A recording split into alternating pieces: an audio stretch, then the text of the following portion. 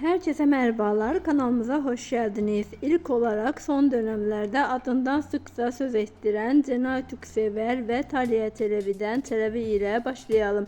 Özellikle dizimizin Gelin dizisindeki performansıyla reytingleri alt üst etti. Oyuncularımız yeteneğiyle bir yana ekrana verdiği enerjisi de gerçekten çok farklı.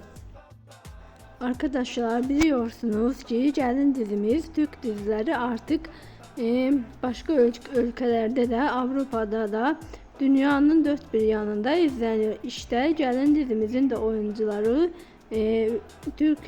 Türkiye dışında da çok büyük ilgiyle izleniyor. Oyuncular da çok seviliyor. Bizler de Gelin dizi oyuncularından sizler için kareler hazırladık. Umarım severek izlersiniz. İyi seyirler. Hoşça kalın. Sizler de dizimize, oyuncumuza ve kanalımıza destek olmak için kanalımıza abone olmayı, videolarımızı beğenerek destek olabilirsiniz. Hoşça kalın. İyi seyirler. İyi izlemeler.